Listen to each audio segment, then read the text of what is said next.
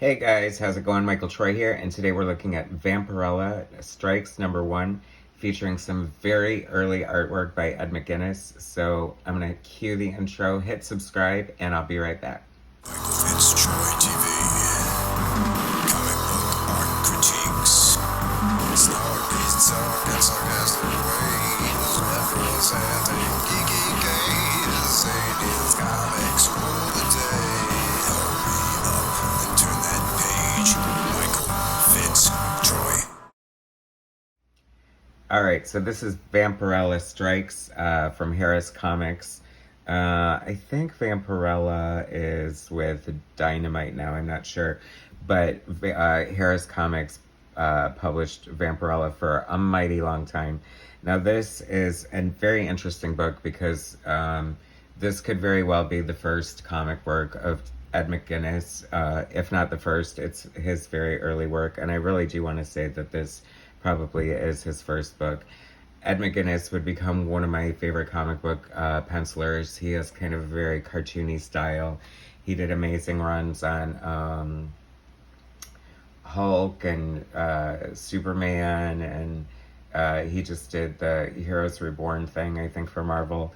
Avengers, longtime Avengers artist. We all know him. Not everyone likes him. He definitely does have a cartoony style, but I think this is fun because this is, like I said, like his first comic book work. So we can see how much he's grown and how different his style was in the beginning. It's also interesting to note it was written by Tom SNIEGOSKI. I know his name. I can't think of anything that he's written, but I definitely know his name. So I have to say, a little annoyed right off the bat.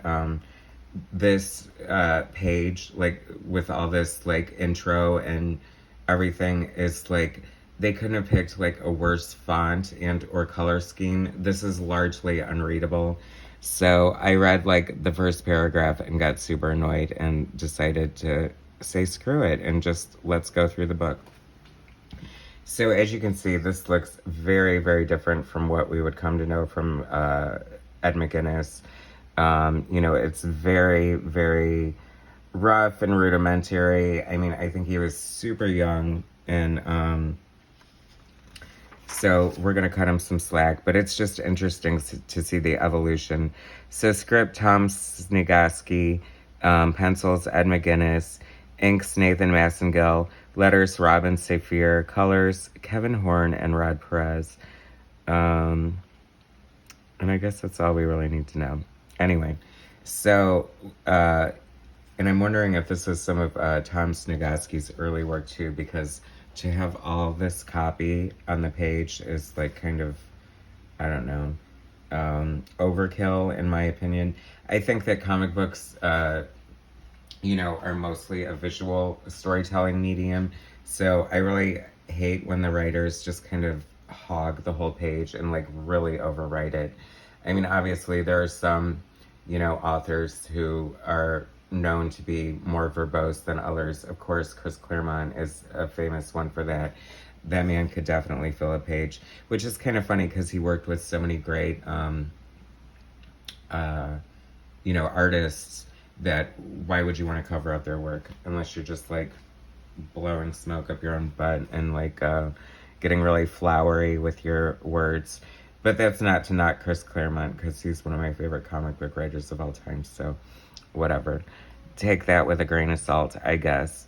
I do see their early potential here. I mean, it's not completely awful. Obviously, back in the day, a lot of artists would go to a smaller publisher like Harris to sort of cut their teeth and get some practice, get a few credits under their belt so that they could get work for the big leagues. And, I feel like the nuts and bolts are kind of here. There's backgrounds, there's storytelling, there's perspective. And while it may not be the greatest, it's obviously a young artist growing. So that's a really weird, interesting looking character. It's funny how they changed Vampirella's costume, but she's always had this great, like, 60s. I don't even know how long she's been around, but forever and a day. But she always had that great, like, I don't know, bikini. I just think that for not being, like, one of the a Marvel or DC character. I mean, Vampirella definitely is kind of legendary in the way that I guess Elvira, Mistress of the Dark is. It's funny because this looks so. I mean, I'm guessing he was like super young at this time because this looks so like amateur and like I don't know, like the best artist in high school drew it, which is funny because I was the best artist in high school, so it's different when you join a comic book company and your art is being compared to other artists. I'm wondering if that's Ed McGuinness as well. It doesn't say, but see, that looks a little better already. And like I said, this isn't here to like tear him apart because obviously, whether you're a fan of his or not, I mean, he would go on to work for the big two and be, probably one of the most, maybe not one of the most popular artists, but definitely a popular artist. I certainly like his stuff. And it's funny to see how much he's changed and evolved. I want to say that some of this looks like it's definitely sort of leaning into that Jim Lee sort of image style in the beginning, like the 90s that spawned so many artists who would follow in that sort of style and footsteps. But I have to say now that I'm getting into it, like I've seen worse art. How's that for a glowing endorsement? I mean, I have no idea what's going on here, so no spoilers. I mean, if you're an Ed McGuinness fan, I don't know if this would definitely, complete your collection. But it's definitely worth checking out, just for the kind of the fun.